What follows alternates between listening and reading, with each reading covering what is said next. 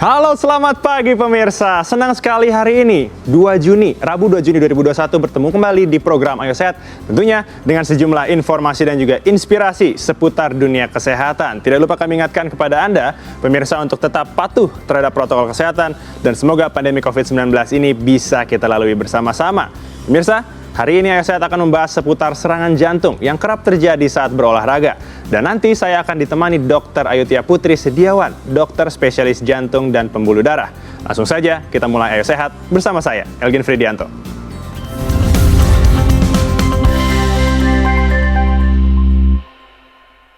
Pemirsa, kematian akibat serangan jantung pada saat berolahraga belakangan ini kerap terjadi. Terlambat dalam mendapatkan pertolongan hingga menyebabkan kematian pada seseorang ketika berolahraga bukan juga menjadi satu-satunya kematian pada seseorang ketika berolahraga. Bukan juga menjadi satu-satunya penyebab kerap terjadinya kasus ini. Lalu, apa pemicu dari serangan jantung yang kerap muncul pada saat berolahraga? Berikut informasinya untuk Anda. Pemirsa Ayo Sehat. Berolahraga merupakan aktivitas yang memiliki banyak manfaat untuk tubuh. Namun, kita juga perlu memperhatikan beberapa hal dalam berolahraga, agar olahraga memberikan manfaat yang baik untuk tubuh kita. Seperti halnya organ jantung. Untuk dapat menjaga agar organ jantung tetap sehat, dapat dilakukan dengan berolahraga secara rutin. Namun, dalam berolahraga, setiap individu harus mengetahui batasannya agar tidak berdampak pada serangan jantung dan serangkaian masalah pada organ jantung lainnya. Kasus kematian akibat serangan jantung pada saat berolahraga umumnya sering terjadi di tengah-tengah masyarakat. Namun hal ini tidak serta-merta terjadi. Terdapat faktor pemicu serangan jantung hingga menimbulkan kematian. Melansir dari laman kompas.com, terdapat 6 tanda adanya masalah jantung saat berolahraga. Yang pertama, dada terasa tidak nyaman saat berolahraga, lalu sesak napas, sakit kepala atau pusing, hingga terasa akan pingsan. Kelainan irama jantung, beberapa area tubuh terasa tidak nyaman, keringat dingin, hingga terasa mual akan muntah. Beberapa kasus kematian akibat serangan jantung saat berolahraga, umumnya dipicu dari porsi olahraga yang terlalu berlebih. Hal ini menyebabkan detak jantung akan bekerja lebih berat untuk memenuhi kebutuhan oksigen saat berolahraga. Lalu bagaimana cara menghindari serangan jantung saat berolahraga? Dan bagaimana cara menangani serangan jantung yang datang secara tiba-tiba saat berolahraga? Simak terus perbincangannya di Ayo Sehat.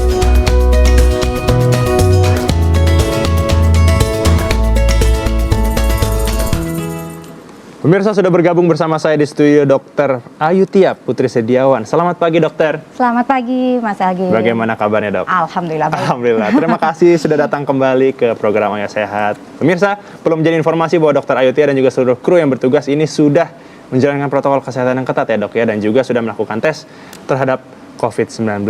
Dokter, Yes.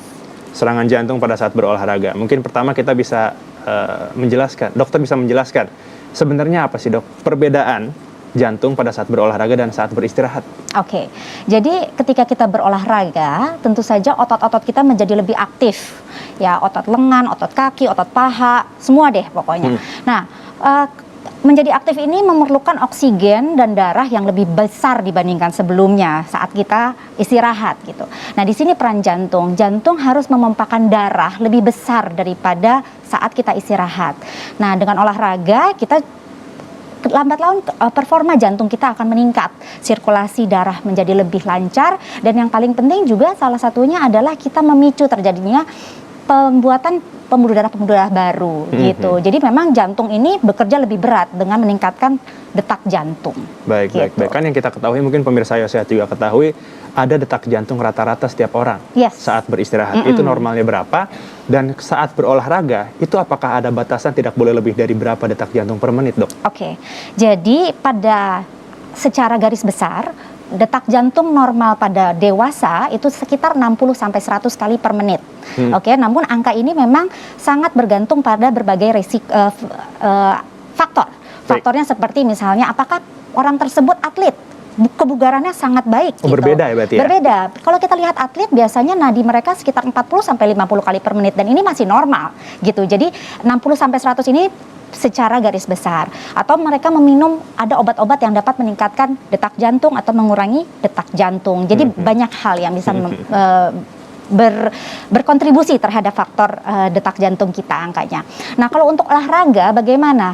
Kita berdasarkan usia, Mas. Jadi 220 dikurangi usia itu adalah maksimum dari detak jantung yang kita harus yang dapat dilewati oleh jantung kita. Jadi itu 100% ya. Nanti olahraganya intensitasnya seperti apa? Kalau intensitas yang disarankan oleh kami dokter jantung sebenarnya intensitas yang ringan sampai sedang itu sekitar 50% dari maksimum heart rate sampai 80% itu sudah cukup gitu. Baik. Jadi nggak perlu sampai 100% dari maksimum heart rate kita yang dihitung dari 220 dikurangi usia. Baik, berarti saat kita berolahraga, pemirsa memang harus dihitung juga ya untuk detak jantungnya ya. Betul, sesuai dengan usia kita. Baik, Gitu. Jadi beda antara usia 17 tahun sama usia 50 tahun beda tentu saja gitu. Pasti akan lebih berat Rendah ya, yang mungkin. usia rendah ya? lebih. Oke, baik. Nah, berikutnya dok, ini kan serangan jantung pada saat berolahraga. Ini ada manekinnya. Yes. Dan mungkin bisa dijelaskan oleh dokter, mungkin masalah jantung bagian mana yang biasanya terjadi saat seseorang berolahraga dan tiba-tiba terkena serangan jantung. Oke, Silakan. jadi serangan jantung pada dasarnya adalah terhentinya aliran darah secara tiba-tiba. Kalau kita lihat ini adalah pembuluh darah koroner, pembuluh darah yang memperdarahi otot jantung. Nah, ketika kita berolahraga, seperti tadi kita sudah sebutkan bahwasanya olahraga itu membuat otot kerja jantung menjadi lebih berat. Menjadi lebih keras sehingga tiba-tiba misalnya terjadi sumbatan di pembuluh darah jantungnya. Baik. Jadi Bagaimana, pembuluh darah jantung yang di sini misalnya let's say ini ya, ini ada plak misalnya. Nah, ini plak ini menutupi aliran darah jantung sehingga aliran darah tidak dapat turun ke bawah sehingga otot yang diperdarahi oleh pembuluh darah tersebut menjadi mati, tidak dapat oksigen, tidak dapat darah gitu. Maka ketika serangan jantung pada olahraga didapati sudah meninggal dunia sampai fatal gitu ya. Nah, maka dari itu olahraga tuh sebenarnya bahaya nggak sih buat jantung? Bukan berbahaya, tapi kita harus tahu kondisi kita. Baik. Satu, kita harus tahu sebenarnya kita ini dalam risiko apa sih? Jangan-jangan kita memiliki faktor-faktor risiko yang dapat menjadikan kita mempunyai penyumbatan pada pembuluh darah. Apakah ada diabetes, apakah ada hipertensi, kolesterol dan lain-lain. Dan yang kedua, kita harus tahu intensitas yang kita mampu lakukan untuk olahraga. Apakah kita di intensitas ringan, sedang, atau berat ya? Oke. Nah, Dokter Ayu Tia, perbincangan kita soal serangan jantung ini masih menarik, tapi kita harus jeda dulu. Pemirsa, jangan beranjak dulu karena Ayo Sehat akan segera kembali usai jeda.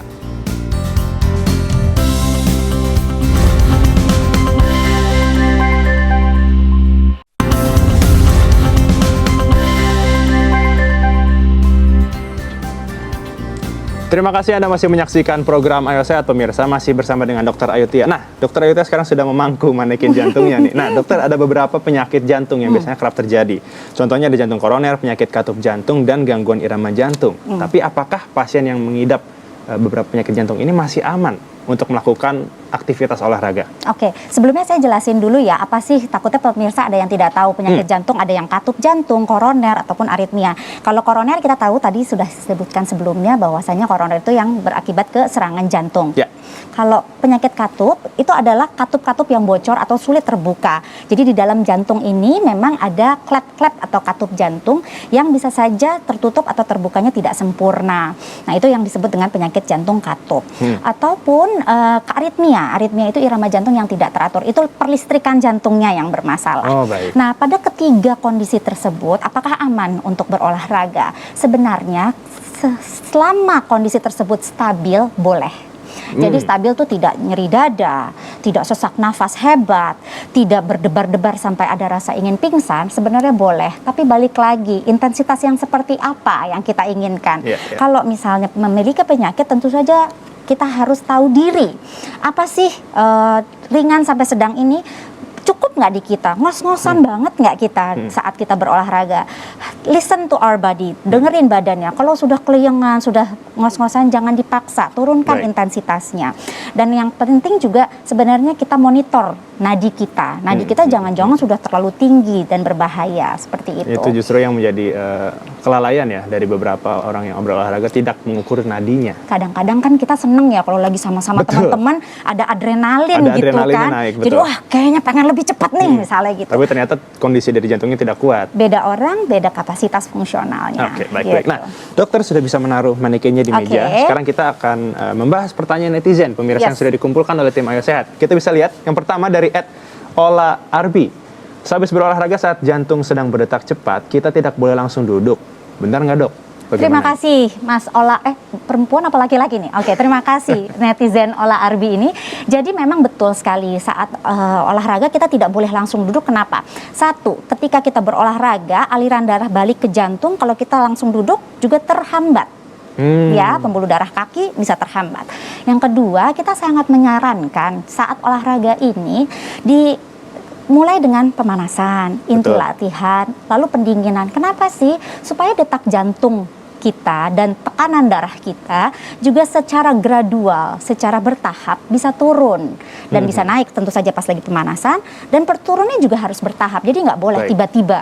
Gitu. Itu justru yang bikin kaget justru ya. Betul. Aliran darah, sirkulasi tubuh juga menjadi terganggu. Ya, ya. Ya, gitu. Baik. Oke, berikutnya. Pertanyaan dari tapi sebenarnya, Dok, kalau untuk pendinginan itu memang harus Stretching dan juga pendinginan. yes, ya? pendinginan juga. Karena kan kita mesti secara gradual, nggak bisa langsung brek aja. Itu justru gitu. malah bikin jadi kaget ya, Dok. ya, Betul. Takutnya Baik. oksigenisasi ke otak juga berkurang langsung Oh, tiba-tiba. pusing, kelayangan. Pusing, Baik. kelayangan. Oke, berikutnya, Dok. Dari Naldi Caniago.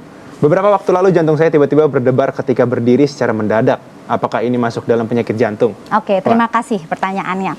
Jadi ketika kita duduk langsung berdiri itu biasanya kelayangan ya.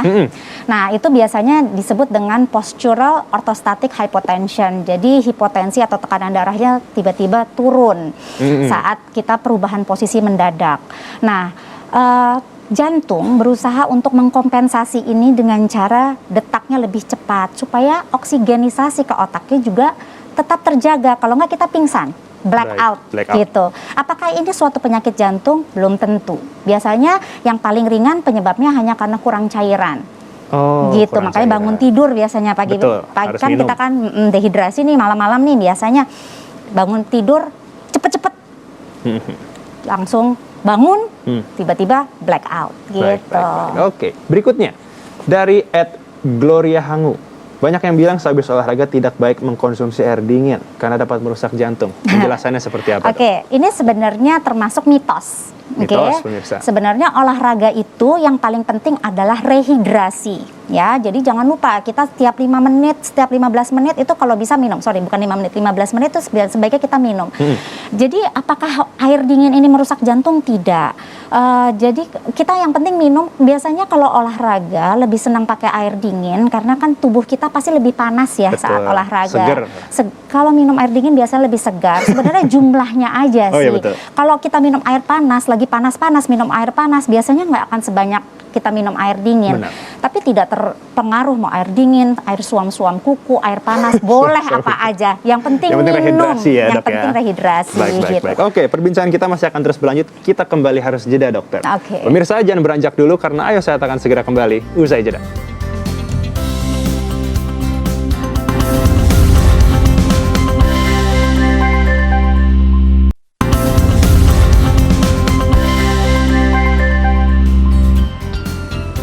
Anda kembali menyaksikan program Ayo Sehat, pemirsa. Masih bersama dengan Dr. Ayu Tia. Nah, dokter, pada saat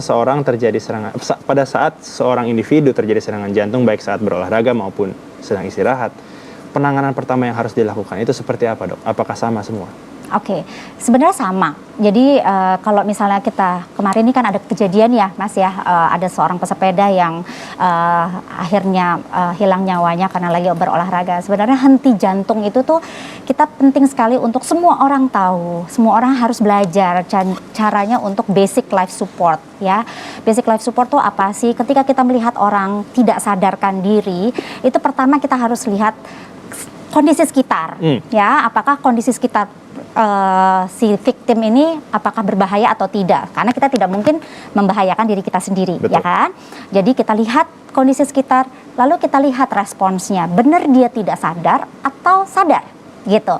Jadi coba kita panggil namanya atau kita pegang badannya agak keras, coba untuk bangunkan. Jika memang tidak bangun, yang pertama adalah panggil ambulans. Suruh orang panggil ambulans, tolong dong call 911 atau 118 gitu misalnya. Berarti ini sekalian himbauan dan juga tips nih untuk pemirsa ya. Yes.